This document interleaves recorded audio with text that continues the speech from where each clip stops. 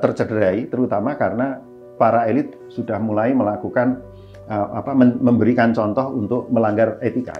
Sistem-sistem bansos seperti ini nggak cuma eksklusif negara berkembang, negara-negara maju pun punya, tapi mereka lebih elok ketika memberikan bantuan. Nggak perlu bagi-bagikan mukanya di foto, masuk koran. Karena itu kan sebenarnya gimana ya, memalukan ya buat orang yang mendapatkan bantuan. Kita, udah deh nunggu 2035 atau 2045, nanti kan proporsinya akan besar yang usia produktif gitu. Kita akan mendapatkan bonus dari struktur penduduk kita. Padahal itu bukan bonus. Itu adalah sesuatu dan bukan di 2035. Sekarang sudah terjadi.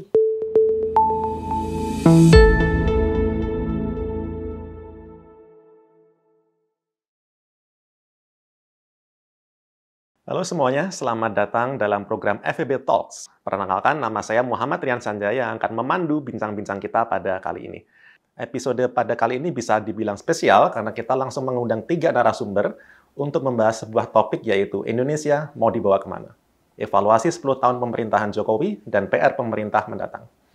Langsung saja kita sapa narasumber kita pada hari ini, Pak Rimawan, selamat datang. Selamat datang. Pak Wisnu, Bu Kisha, selamat datang. Kasih. Apa kabar? Baik? Alhamdulillah. Alhamdulillah. Tetap semangat. Teman-teman kolega semua ini, jadi nggak usah kaku, kita semua teman gitu ya, satu departemen. Baik, seperti yang tadi saya sampaikan, ketiga tamu kita ini adalah kolega dosen di Departemen Ilmu Ekonomi dan masing-masing memiliki pengalaman yang bermacam-macam ya. Pak Rimawan tentu saja adalah Kepala Departemen Ilmu Ekonomi FEB UGM, memiliki bidang keahlian di ekonomika keperilakuan, ekonomika kriminalitas. Sementara Pak Wisnu di sini merupakan koordinator dari bidang kajian pengentasan kemiskinan dan ketimpangan, ekuitas. Masih baru ya, tahun 2024. Betul. Kemudian yang agak senior untuk bidang kajian di sini ada Bu Kisha Kuarina, koordinator bidang kajian makroeconomic dashboard FEB UGM, yang juga banyak melakukan penelitian terkait dengan labor economics. Nah, seperti yang kita sudah ketahui, KPU kemarin baru saja mengumumkan rekapitulasi pemilu 2024. Namun dengan pergantian kepemimpinan Indonesia ke depan, banyak hal yang harus kita evaluasi dan tingkatkan dari kepemimpinan Indonesia sebelumnya, yaitu di era Presiden Joko Widodo. Nah, beberapa topik yang sangat penting dalam diskusi kita pada hari ini terkait dengan Undang-Undang KPK, Bansos, Undang-Undang Cipta Kerja, dan lain sebagainya. Nah, kita akan memulai diskusi kita dengan berbicara terkait dengan Undang-Undang KPK, karena seperti yang kita sudah ketahui, korupsi masih menjadi satu masalah yang melekat pada banyak oknum pemerintahan hingga saat ini. Baik, kita mulai mungkin dengan sedikit pengantar ya, nanti yang bisa didiskusikan gitu di bagian berikutnya. Berbagai macam riset di ekonomika kelembagaan itu menunjukkan bahwa kinerja ekonomi itu berbanding lurus dengan perbaikan di aspek kelembagaan. Jadi dua negara bisa saja mereka merdeka pada saat yang bersamaan, namun negara yang melakukan perbaikan di aspek kelembagaan itu umumnya akan tumbuh menjadi negara yang lebih maju. Sementara yang negara yang memiliki kualitas kelembagaan yang buruk itu akan stagnan pada sebagai negara berkembang. Nah, pertanyaan pertama kepada Pak Rimawan nih, bagaimana evaluasi perkembangan aspek kelembagaan di Indonesia, terutama selama 10 tahun terakhir? Terima kasih. Ini menarik ya sebenarnya, karena kita bisa membagi menjadi 2 periode gitu. Jadi periode pertama Pak Jokowi dan periode kedua. Di periode pertama itu sebenarnya banyak sekali terjadi perbaikan dari aspek kelembagaan. Jadi misalkan kita mengembangkan yang disebut dengan beneficiary ownership, kemudian kita juga KPK pada saat itu sangat aktif dari sisi pencegahan. Mereka punya apa yang disebut dengan Gerakan Nasional Penyelamatan Sumber Daya Alam, dan ini sangat efektif sekali. Kemudian juga dari Kementerian Kelautan dan Perikanan, mereka memiliki Satgas 115 atau anti illegal fishing. Dan di tahun 2016 bahkan MA memiliki apa yang disebut dengan Perma 13 tahun 2016 tentang corporate criminal liability. Nah, dari Bappenas sendiri mereka memiliki, kalau nggak salah KSP malahan ya, itu memiliki program yang disebut dengan Stranas PK. Jadi memperbaiki dari strategi nasional pencegahan korupsi. Dan dari Kementerian Keuangan itu juga melakukan automatic exchange of information dari sisi perpajakan. Jadi banyak hal yang terjadi pada saat itu, dan kita bisa melihat 2 lembaga yang menjadi to some extent kayak jadi barometer bagi negara-negara lain. Itu adalah 1 KPK, yang kedua adalah Satgas 115. Jadi kalau dulu pada saat itu KPK menjadi hampir mereka mendapatkan apa yang disebut dengan almost 100% conviction rate gitu. Dan kalau dari Satgas 115 ini selama 4 tahun mereka berhasil menangkap 11 atau 12 kapal besar yang mencuri ikan, dan itu high profile, beberapa adalah high profile, misalkan Silver Sea yang bobotnya 2.200 gross ton misalkan, itu ditangkap oleh aparat kita. Nah, ini hal-hal yang sangat good news ya pada saat itu ya, sampai September 2019. Namun demikian setelah itu terjadi penurunan yang sangat drastis, dimulai dari ratifikasi Undang-Undang 19 tahun 2019 atau revisi Undang-Undang KPK di Oktober 2019, diikuti dengan Undang-Undang Minerba dan kemudian juga Omnibus Law atau Undang-Undang Cipta Kerja, dan kemudian banyak kasus-kasus korupsi juga yang menyangkut bahkan beberapa menteri. Jadi misalkan terkait dengan ekspor benih lobster misalkan, ataupun juga beberapa kasus besar yang kemudian melibatkan para menteri. Jadi ini yang terjadi. Jadi kalau ditanya bagaimana perkembangannya, kayaknya sepertinya ada mix ya, Mas, dari situasi ini. Baik, terima kasih Pak Rimawan. Mungkin follow up pertanyaan juga nih, dan ini untuk menuju ke pertanyaan itu saya perlu sedikit memberikan gambaran ya. Jadi satu isu yang disorot terkait dengan korupsi adalah dari Transparansi Internasional Indonesia adalah pembiaran pemerintah terhadap situasi konflik kepentingan. Jadi ada konflik of interest gitu.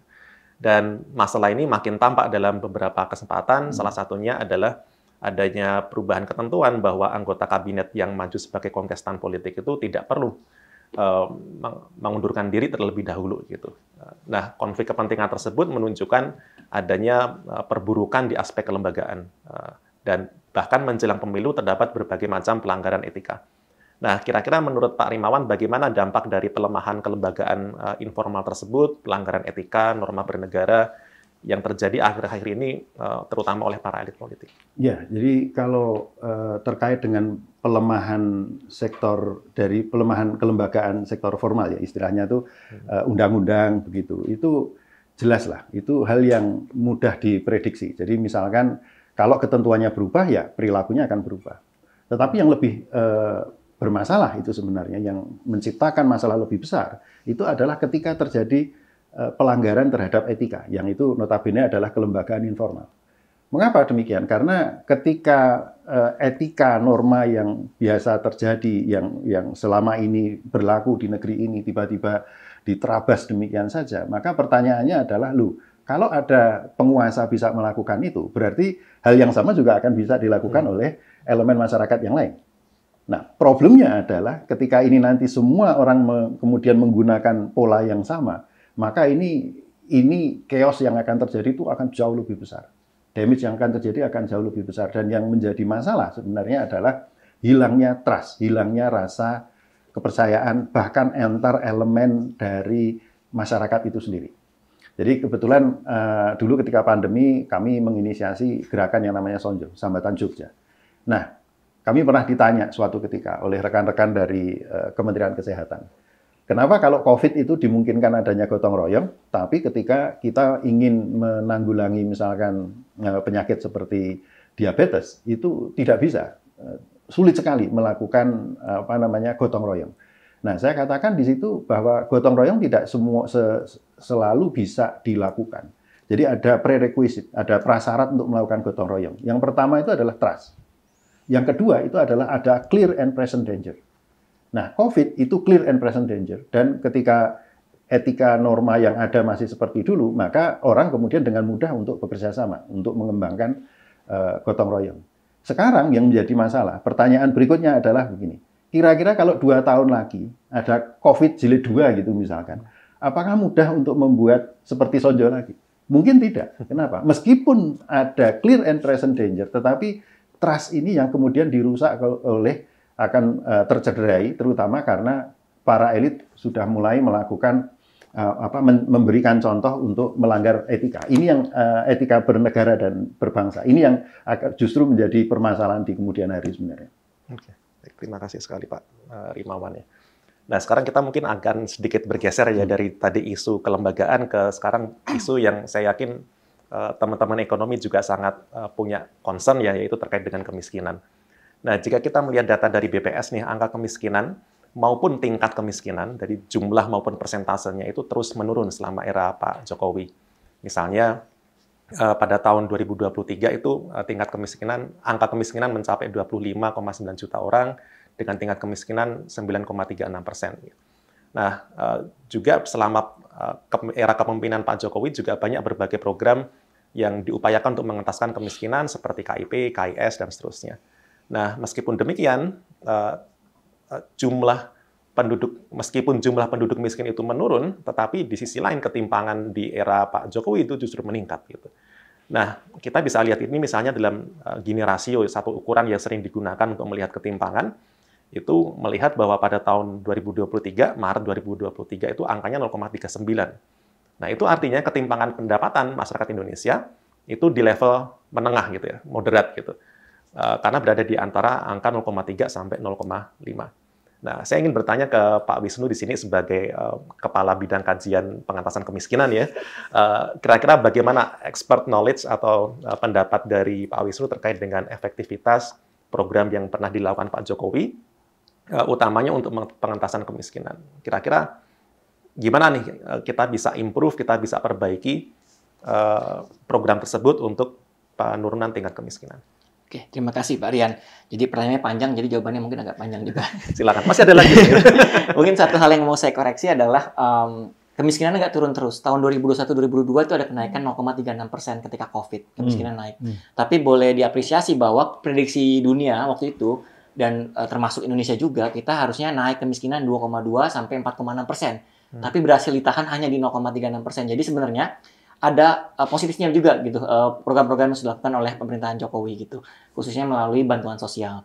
Nah, satu hal yang kemudian saya juga mau highlight adalah kalau berbicara masalah kemiskinan dan kemudian ketimpangan, itu dua hal yang kemudian agak harus dipisah sedikit.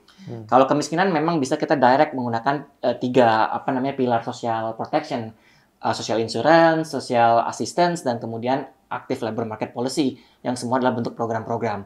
Nah, kalau untuk inequality, berarti kan harus selain juga mengangkat orang yang di bawah, berarti kita harus memastikan orang yang di atas itu kemudian juga nggak tinggi-tinggi banget naiknya gitu. Nah, itu kemudian kan berarti memperlambat ekonomi atau kemudian menahan atau membagi kue yang di ekonomi dan secara merata. Nah, itu berarti kebijakannya adalah kebijakan ekonomi. Berarti simply kalau misalkan inequality-nya tinggi, ekonomi kita berjalan gitu ya, karena ekonomi kita kan tumbuh ya Pak Rimawan, Mbak Kisha ya. Jadi kita nggak pernah di bawah 5% gitu. Bahkan di COVID kita hanya 3-4%, walaupun sempat negatif, tapi pembaginya itu nggak rata gitu. Dan itu bukan dari program kemiskinan. Itu melalui pajak, melalui kemudian penciptaan lapangan kerja, investasi, dan lain-lain. Nah, saya mau bahasnya berarti yang ke kemiskinan aja dulu ya. Berarti kita nggak akan banyak berdebat di inequality, karena memang inequality harus dua atas kan, atas dan bawah. Kalau di kemiskinan sendiri, program-program Pak Jokowi ini sebenarnya sudah banyak dilakukan di program PSBY. Jadi sebenarnya nggak terlalu banyak yang baru menurut saya. Karena misalkan kayak KIP itu adalah namanya dulu bantuan miskin. Cuma di converting politically menggunakan program Jokowi gitu. Jadi KIP. Lalu sama juga kayak Raskin sekarang jadi sembako. Atau kemudian dulu adalah zamannya Pak SBY BLT, sekarang jadi cash transfer. Seperti itu. Jadi memang program-program yang sudah ada dulu memang dicanangkan dari eranya Pak Budiono ya, kemudian karena Pak Budiono seorang ekonom, itu diteruskan tapi kemudian kemas ulang atau kemudian diadopsi menggunakan gayanya Pak Jokowi.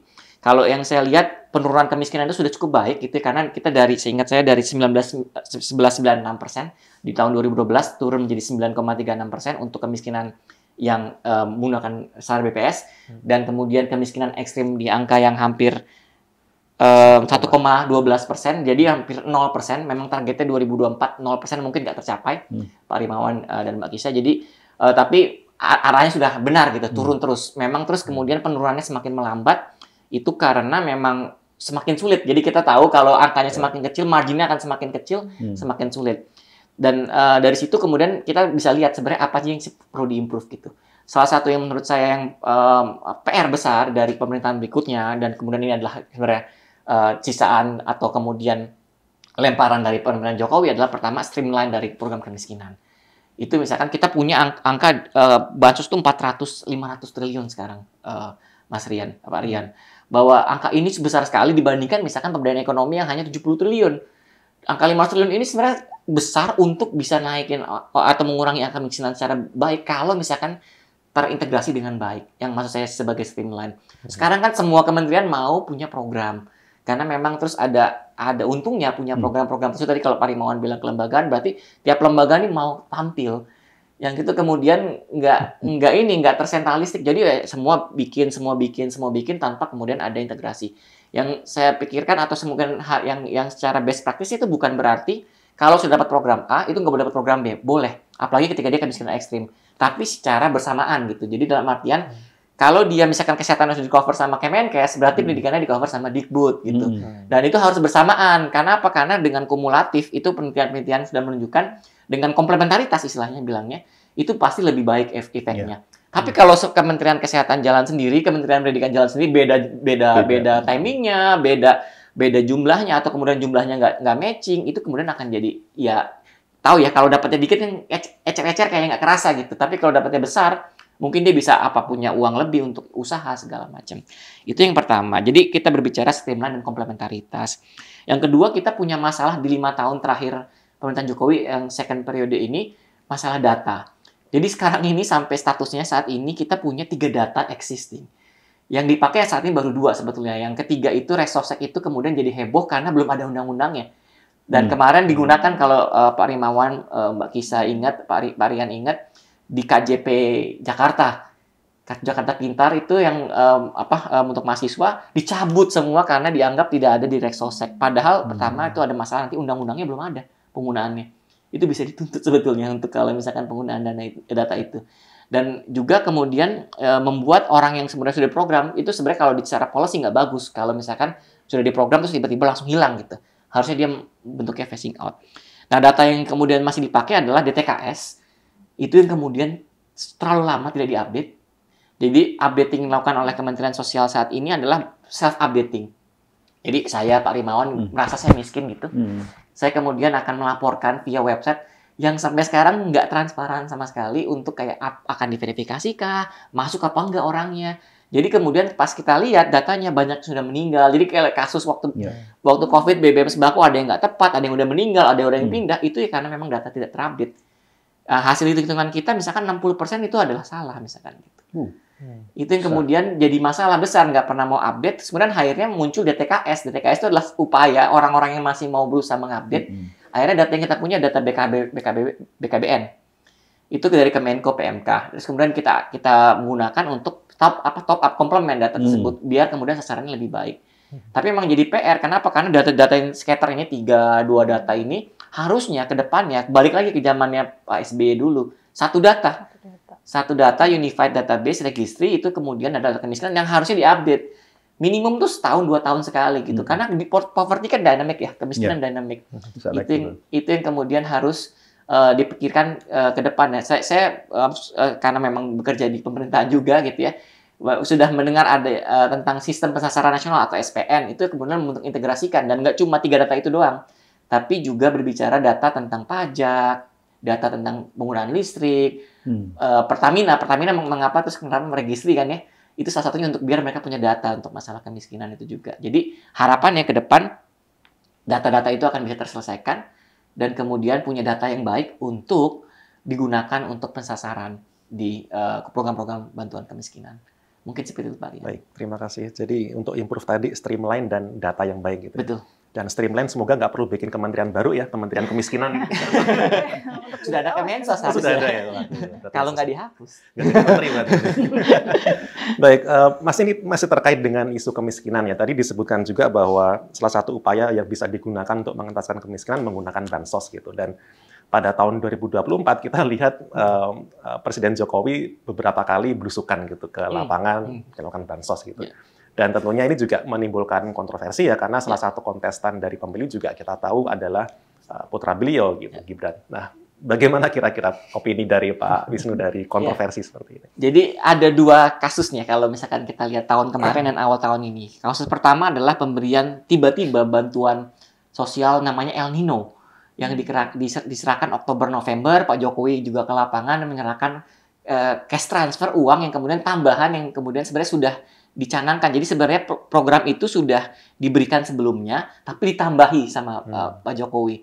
Dan itu adalah program yang kemudian dipermasalahkan juga. Yang program kedua itu adalah ketika Bappenas, Badan Pangan Nasional, memberikan beras ketika bulan Februari, Januari, Februari.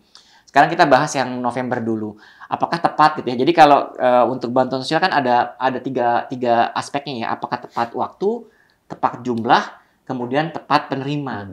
Gitu ya. Kalau tepat penerimanya sekarang kita susah berdebat karena memang tadi datanya kan apa adanya gitu ya, dan mereka hanya menggunakan data yang disediakan DTKS dan juga P3KE gitu.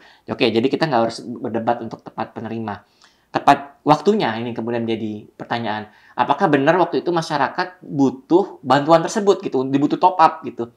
Kok rasanya kalau walaupun sudah El Nino, efeknya belum kerasa saat itu. Kerasanya beneran waktu kemarin Februari ya. Saya juga waktu itu kerasa karena beras susah banget nyarinya. Karena itu baru kerasa dan inflasi mulai merangkak naik. Jadi memang kayaknya itu terlalu terburu-buru untuk diberikan. Dan kita tahu kalau masalah bantuan kemiskinan atau bansos ketika terlalu buru-buru, kan masyarakat miskin dapat ruang yang lebih longgar nih. Itu biasanya yang dikhawatirkan sama orang-orang membuat kebijakan. Belinya akhirnya bukan bantuan pokok, tapi kemudian bukan bahan pokok, tapi kemudian hal lain gitu. Amit-amit misalkan jadi judi slot misalkan, jadi kayak gitu. Karena tiba-tiba dapat 150.000 gratis, saya pakai yang lain-lain gitu. Nah itu yang kemudian kenapa kita harus tepat waktu. Nah, tepat jumlah itu juga kemudian harus dipertanyakan bahwa apakah benar 150.000 cukup gitu, atau kemudian jangan-jangan top up-nya punya cuma 50.000 atau butuh 300.000. Itu yang kemudian kita harus diskusikan lebih lanjut lagi. Jangan-jangan ada, karena itu kan cuman ini kemarin dapatnya 200.000, sekarang kita top up 150.000 tanpa ada evidence, tanpa ada kemudian guideline bahwa kita harus sekian gitu jumlahnya, kan sekedar top up aja tambah anggaran untuk maksimalkan 500 triliun itu di akhir tahun. Nah, itu kemudian menjadi kritik buat kita bahwa di bantuan November itu mungkin itu jadi ada suatu motifnya politik. Kalau Pak Elan yang harusnya duduk di sini bukan saya gitu, bilang kita nggak boleh naif, pasti ada unsur-unsur politik karena memang bantuan sosial itu pasti ada unsur politik kan, ada political commitment, ada political willingness untuk kemudian memberikan bantuan sosial. Lalu yang kalau di bulan Januari Februari memang terus jadi beras lagi, kenapa nggak cash transfer lagi gitu ya Pak Rimawan ya Mbak Kisha? Karena saat itu harga beras sudah naik. Kalau harga berasnya naik 150.000 mungkin jadi nggak terlalu berarti karena harga berasnya untuk membeli beras yang kemudian cuma sedikit dibandingkan ketika harga beras kan waktu kalau nggak salah harga beras saya ingatnya ada harga beras yang saya beli 69.000 ke 89.000 terus tiba-tiba naik ke 110.000 ya jadi cuma dapat sekarung beras 5 kilo kalau saya biasa belinya. Padahal biasanya mungkin bisa dapat 5 kilo atau 10 kilo gitu. Nah, makanya kemudian pemerintah melalui Bappenas, kita punya stok bulog di gudang, kita berikan bantuan berbentuk barang. Yang sebetulnya memang kalau best practice-nya bantuan barang itu rentan korupsi, rentan penyelundupan. Tapi saat itu kondisinya memang harga beras sudah mahal, jadi dikasih barangnya. Dan itu kayak wajar-wajar saja. Nah, kalau melihat dari bansos yang kemudian dibagikan secara di jalanan gitu, kalau menurut saya sih itu masalah keelokan gitu. Negara-negara maju yang kemudian punya sistem seperti ini, bahkan Amerika punya gitu ya. Jadi sistem-sistem bansos seperti ini nggak cuma eksklusif negara berkembang, negara-negara maju pun punya, tapi mereka lebih elok ketika memberikan bantuan.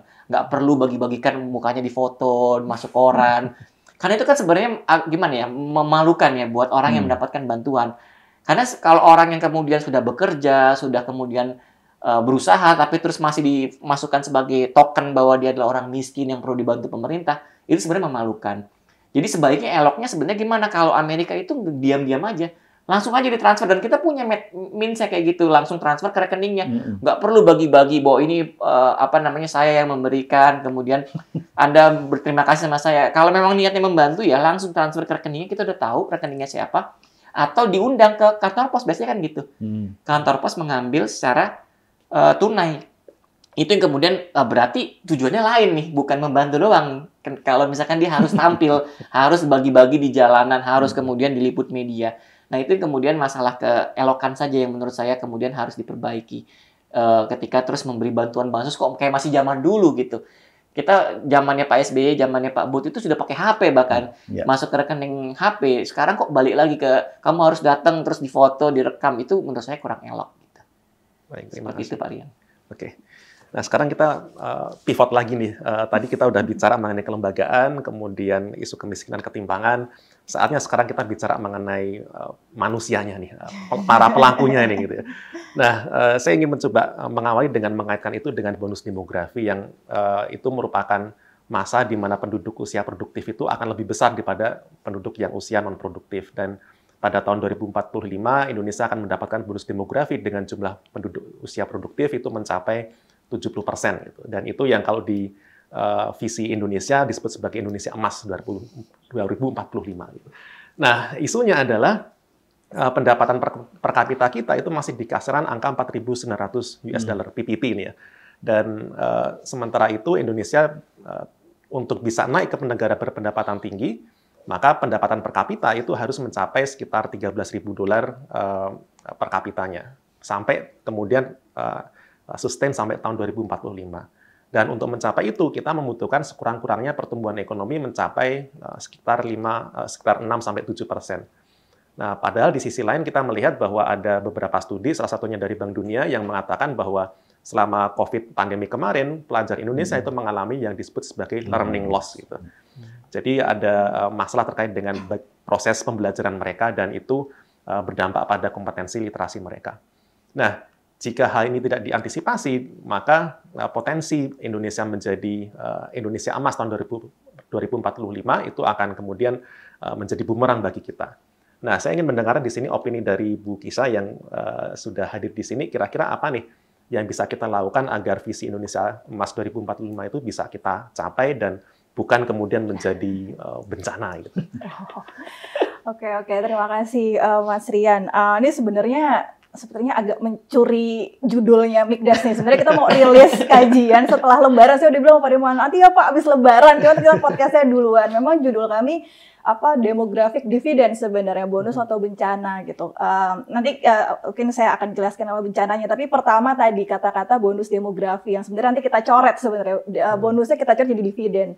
Karena nah ini yang saya harapkan kita bisa luruskan di sini ya. Karena senior-senior saya pun yang saya mentor-mentor saya lah di lembaga demografi yang saya dulu mengenal kata bonus demografi itu pas kuliah S1 gitu. Kemudian kemudian muncul banyak kritik, Mas. Karena bonus di situ seolah-olah itu adalah hal yang kita akan dapatkan secara cuma-cuma. Jadi seperti kita udah deh nunggu 2035 atau 2045 nanti kan proporsinya akan besar yang usia produktif gitu. Kita akan mendapatkan bonus dari struktur penduduk kita. Padahal itu bukan bonus. Itu adalah sesuatu dan bukan di 2035. Sekarang sudah terjadi gitu ya. Kalau kita berbicara bonus demografi secara definisi adalah proporsi usia produktif lebih tinggi dibanding non produktif anak-anak dan lansia. Artinya atau terminologinya dependensi rasio, angka rasio ketergantungan. Itu sejak mulai Pak Jokowi, bahkan sebelum Pak Jokowi, di catatan saya dari data BPS di 2015 saja sudah di bawah 50%. Artinya bonus demografi sudah terjadi sebelum Pak Jokowi itu menjabat seperti itu. Dan urusan dengan populasi itu bukan hal seperti Roro Jonggrang yang membangun candi bisa satu malam. Ini adalah urusan jangka panjang, generasi ke generasi, dan melibatkan berbagai pihak. Balik lagi tadi ke kata-kata bonus demografi, berarti penekanannya ini bukan hal yang cuma-cuma. Kalau kita telaah lagi literaturnya, itu sebenarnya kata-katanya memang dari Bloom, Canning, and Sevilla di tahun 2003 itu demographic dividend. Jadi harus ada yang kita lakukan, yang kita investasikan dulu, untuk baru nanti dividen. Untuk si manusianya, SDM-nya, baru kemudian dividennya ya tergantung investasi kita.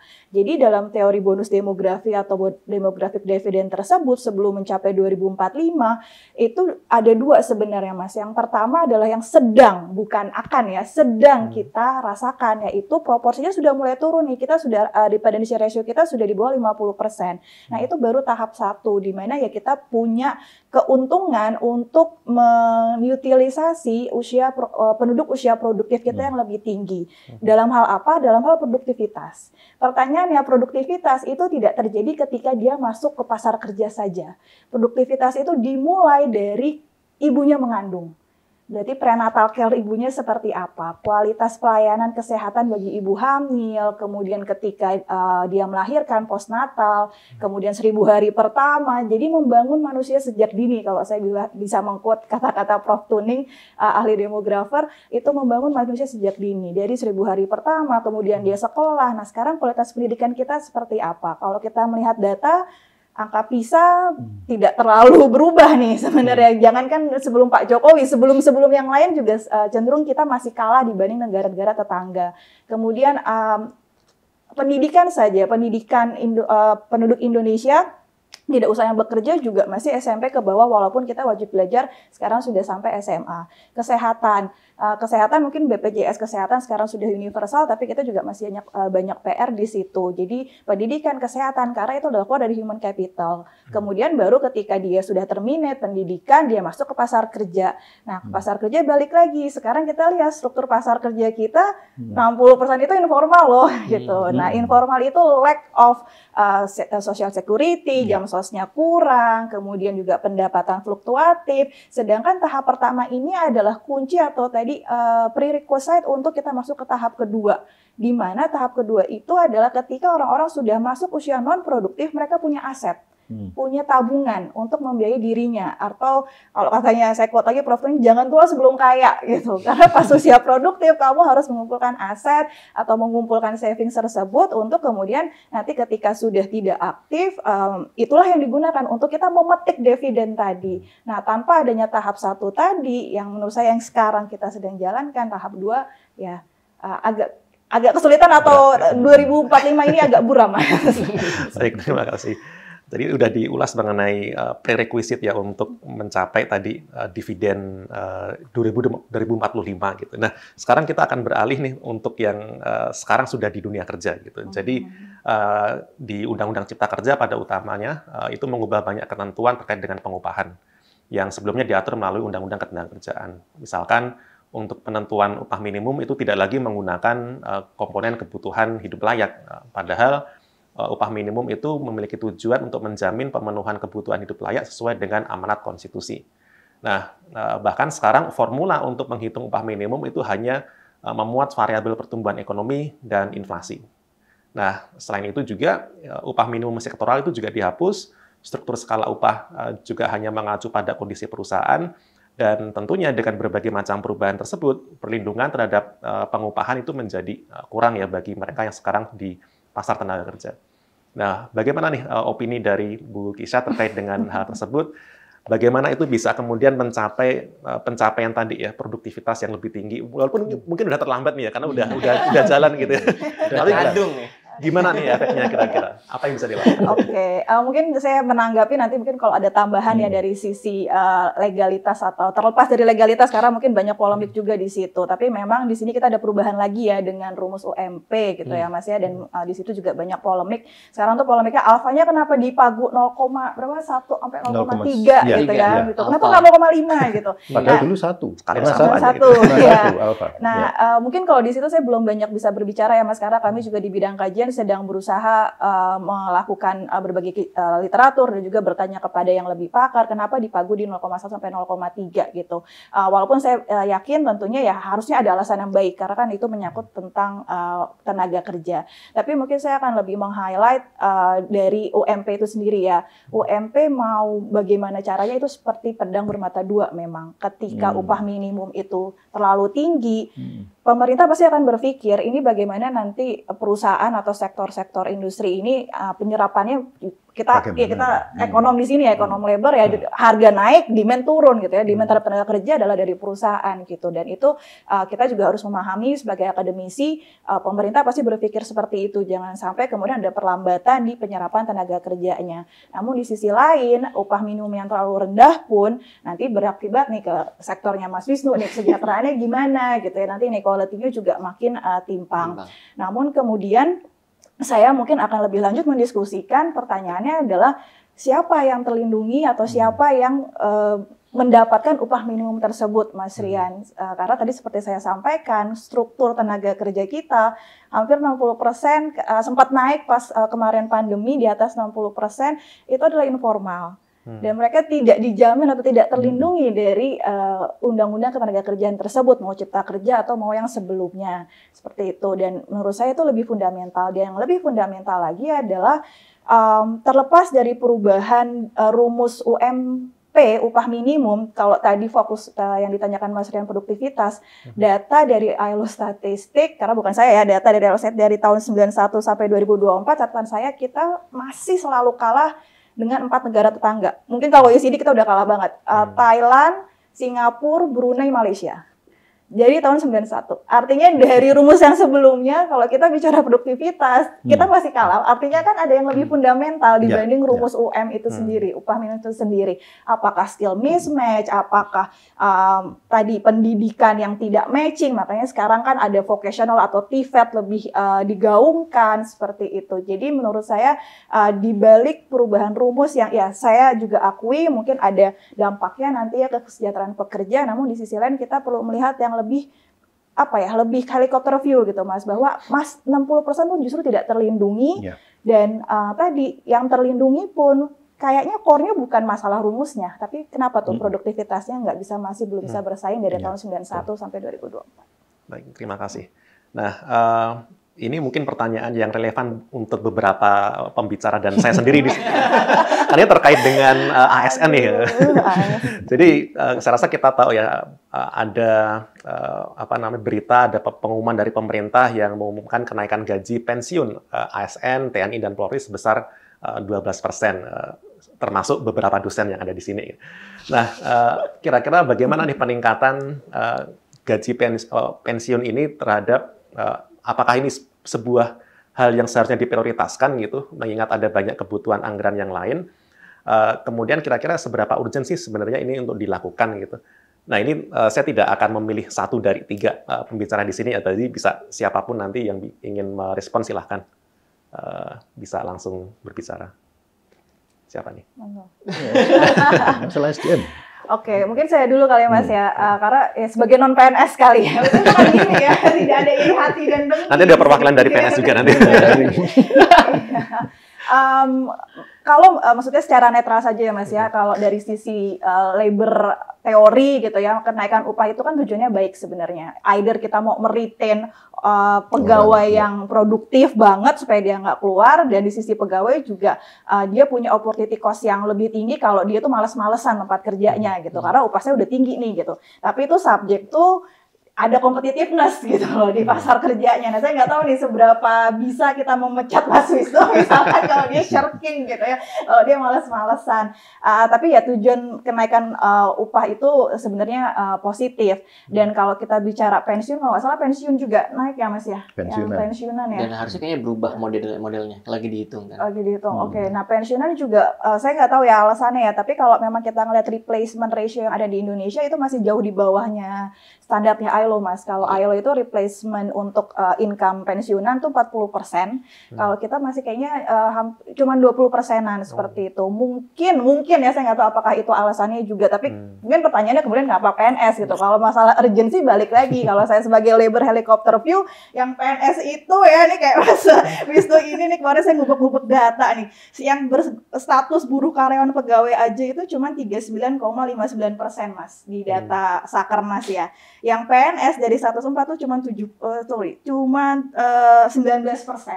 Kalau dari total pekerja seluruh status itu cuma 7% gitu. Jadi kita ada apa nih berarti? Ada apa nih kita menyelamatkan 7% ini? Kalau saya pribadi ya tadi kita struktur tenaga kerja kita tuh masih lebih dari hanya buruh karyawan pegawai. Apalagi PNS itu hanya sebagian, tadi hanya 19% dari buruh karyawan pegawai itu sendiri. PNS. Gimana PNS? Perwakilan PNS silakan. Kalau saya sih sebenarnya lebih netral Pak Rian, Mbak Kisha dan Rimawan. Jadi lihatnya dari 2 hal. Pertama adalah sebetulnya PNS udah nggak naik gaji bertahun-tahun. Itu. Jadi sebetulnya ketika profesi lain naik gaji mengikuti at least inflasi, PNS sudah bertahun-tahun nggak naik gaji. Itu satu. Jadi kemudian kalau memang terus sekarang dinaikkan ya mungkin ada bolehnya juga gitu. Walaupun kemudian kita nggak tahu juga motifnya kenapa naikin sekarang nih gitu.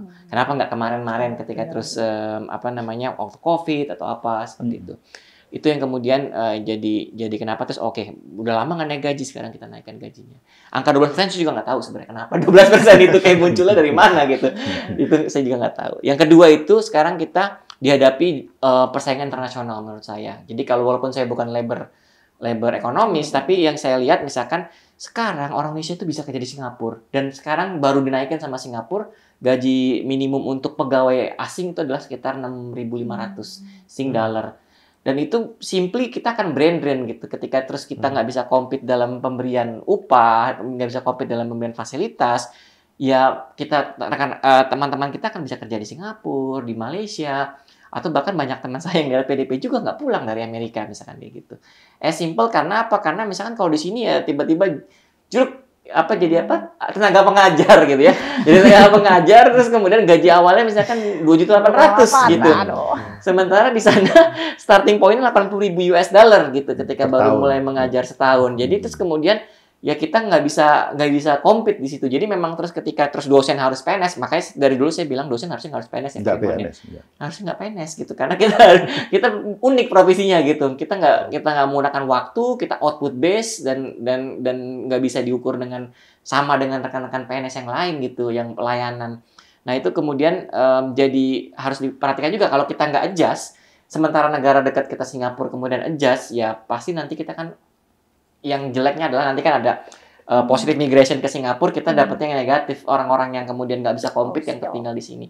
Itu yang kemudian jadi jelek buat negara kita. Jadi memang kalau saya ngeliatnya seperti itu, dan kalau dari sisi kemiskinan kita senang-senang aja kalau gajinya naik, karena semakin gajinya di atas garis kemiskinan kan berarti semakin sedikit semakin sedikit orang yang akan miskin. Saya pernah ngobrol sama beberapa lembaga filantropi. Mereka terus baru sadar juga ketika saya bicarakan bahwa garis kemiskinan sekian gitu. Terus mereka ternyata menggaji guru mereka di lembaga filantropi tersebut itu adalah di bawah garis kemiskinan. Jadi selama ini mereka baru sadar bahwa kami menciptakan kemiskinan ya Mas, bukan menciptakan pembayar zakat, tapi malah menciptakan penerima zakat. Dan itu harusnya dikoreksi. Dan itu sama ketika terus kita berbicara negara. Harusnya negara bukannya menciptakan penerima bantuan sosial gitu ya, apalagi PNS, tapi menciptakan orang yang mampu membayar pajak untuk mendistribusikan kebantuan sosial ke orang yang kemudian membutuhkan, khususnya sektor informal tadi. Itu sih menurut saya kalau dari saya seperti itu. Oke, terima kasih sekali. Pertanyaan terakhir di sini untuk ketiga panelis kita di sini ya. Kira-kira nih PR pemerintah ke depan tuh apa sih yang paling esensial? Mungkin dari sisi kelembagaan, kemiskinan dan seterusnya. Ya, jadi kalau sebenarnya sudah lama ya kita coba identifikasi permasalahan kita itu apa. Jadi sebenarnya kalau di Indonesia ini kan 3 masalah utama. Tidak tahu diri sendiri dan tidak tahu lawan itu. Yang kedua itu adalah sektor informal itu sangat besar, bahkan size ekonomi kita bisa 50%, bahkan tadi tenaga kerja bahkan 60% gitu di sektor informal. Dan ketiga itu adalah masalah kelembagaan kita masih compang-camping. Kenapa saya selalu mengatakan di sini kita tidak tahu diri sendiri dan tidak tahu lawan gitu. Jangankan bicara tentang lawan, bicara tentang masyarakat kita sendiri itu loh. Sejak kapan sih kita memiliki single identity number? Kan ya baru-baru aja gitu. Baru tahun 2020-an mungkin ya itu bisa efektif. Sebelum itu yang terjadi adalah ya hampir-hampir kita tidak memiliki single identity number dan kita selalu kesulitan. Ini berbeda dengan negara-negara, nggak ada negara maju yang tidak punya single identity number gitu. Ini yang menarik ya kalau kita lihat. Nah, yang kedua tadi kaitannya dengan informal sektor itu, saya juga belum pernah melihat ada satu presiden pun gitu yang memiliki komitmen untuk mentransformasi sektor informal itu menjadi sektor formal. Ini yang masih lag juga. Yang ketiga, ini yang paling berat kalau kondisi sekarang ini yang menjadi paling berat karena aspek kelembagaannya sudah compang-camping, semakin compang-camping lagi dengan adanya berbagai pelanggaran, sehingga pertanyaannya adalah kalau kita mau mengembalikan lagi ke titik yang mana tadi sudah paling optimum itu adalah September 2019 ya. Itu tugas yang sangat, orang mengatakannya Herculean task, apa ya itu ya, tugas yang kayak Hercules, sangat berat sekali untuk dilakukan. Itu kalau dari sisi kelembagaan seperti itu.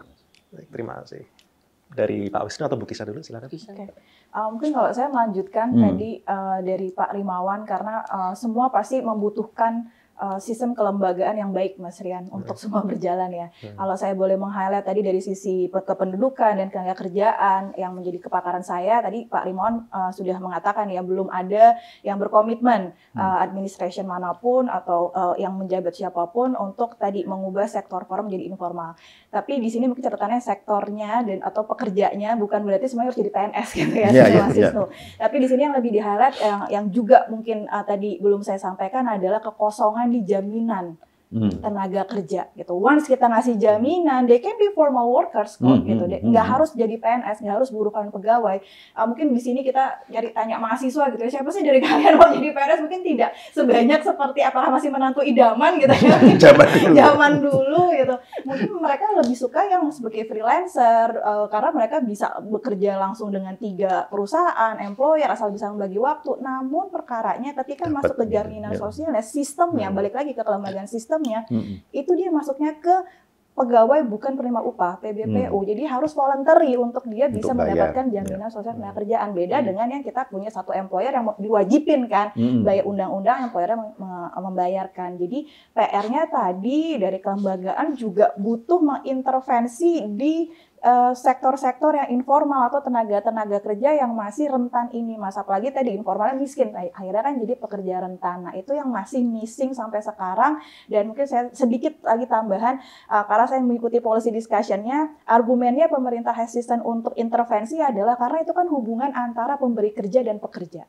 Nah, sekarang balik lagi, pemberi kerja itu hampir 90% bentuknya usaha mikro kecil gitu, menengah gitu loh. Yang mereka juga mungkin tentang jam sasnaker boro-boro mau memikirkan assure karyawannya untuk mereka sendiri, mereka pun pendapatannya, profitnya mungkin masih fluktuatif gitu kan, tidak seperti usaha yang menengah atau besar. Nah, ini tentunya butuh intervensi pemerintah, mau tidak mau kehadiran negara dibutuhkan. Ya, mungkin kalau dari saya tadi berarti saya udah 2 highlight ya, kalau dari kemiskinan, streamline atau komplementaritas, dan kemudian perbaikan data registry untuk bantuan sosial. Kalau yang ketiga mungkin ya terkait dengan dari Pak Rimawan dan Mbak Kisha, bahwa sebetulnya satu pilarnya social protection itu adalah active labor market policy. Yang itu kemudian diwujudkan dengan pemberian atau kemudian mengupayakan masyarakat kita mendapatkan pekerjaan. Saat ini active labor market policy yang kita bilang pemberdayaan ekonomi itu malah didorong semuanya ke entrepreneurship. Dan kita tahu entrepreneurship yang kemudian muncul adalah yang bentuknya informal, hanya survive dari bulan ke bulan, yang kemudian tidak berkembang. Sebenarnya kalau kita berbicara entrepreneurship harusnya expanding gitu, bukan kemudian sekedar ya cukuplah yang penting buat jajan anak. Ya itu nggak entrepreneurship, itu hanya survivability gitu, hanya survive bulan ke bulan gitu. Nah, itu yang kemudian harus dipikirkan oleh pemerintah berikutnya, bahwa active labor market policy apa yang kemudian bisa jadi terobosan. Menurut saya kayak prakerja itu merupakan terobosan. Karena apa? Itu adalah bentuk upgrading skill. Buat masyarakat kita yang tadi Mbak Kisha bilang bahwa kita ada masalah produktivitas, di upgrading skill dengan menggunakan prakerja. Hal lainnya gimana? Misalkan bisa jadi bentuk kayak bantuan mencari kerja. Kita kan selama ini punya apa sih? Ya kalau saya lulus itu saya ingat saya dapat kelas putih Pak Rimawan, namanya apa ya? Bahwa saya sekarang mencari pekerja gitu, surat mencari pekerjaan. Kartu kuning. Kartu kuning. Nah, warnanya putih.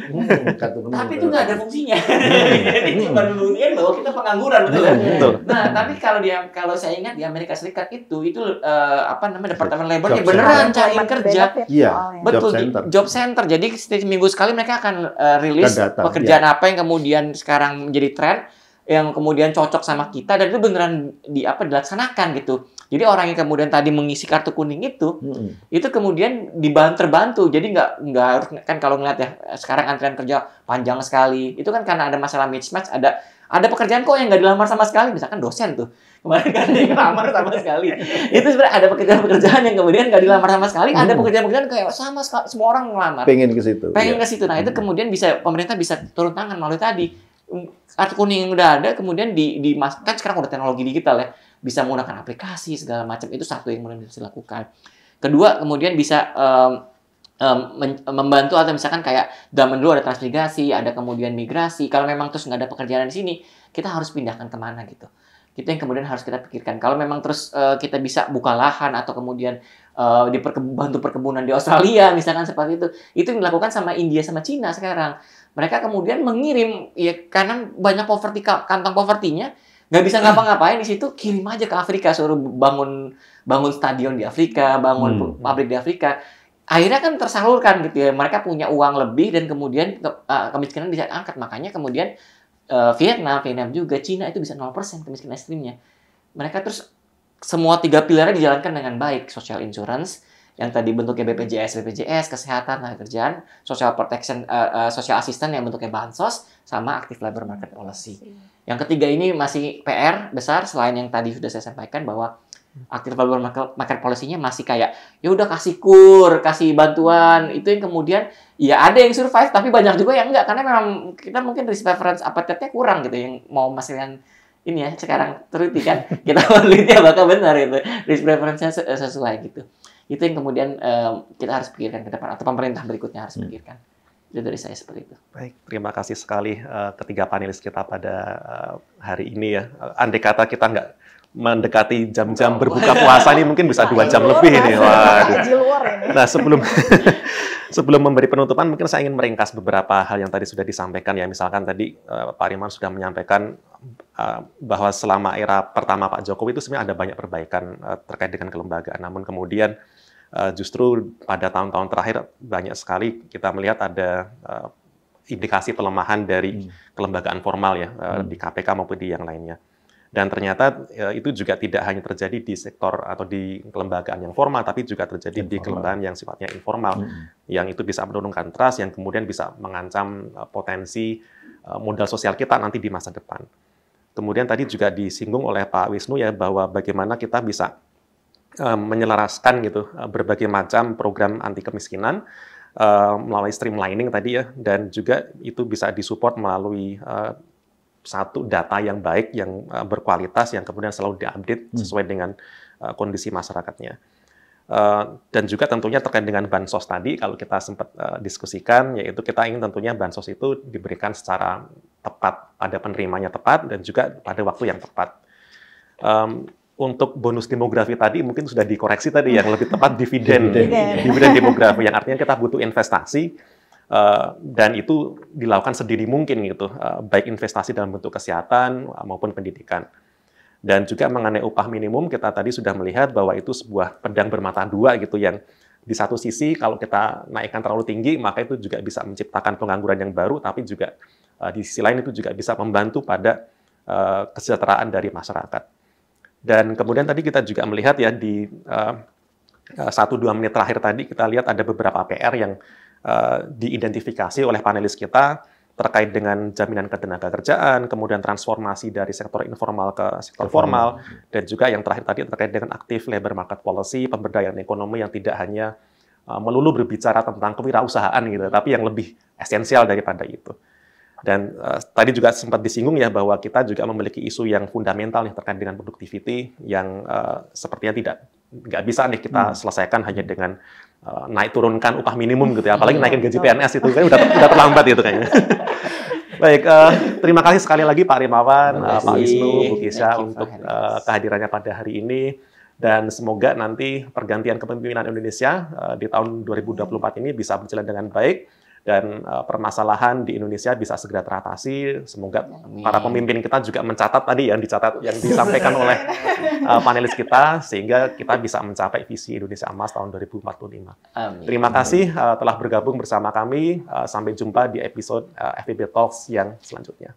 Selamat pagi, siang, malam. Sampai jumpa. Terima kasih. Bye-bye.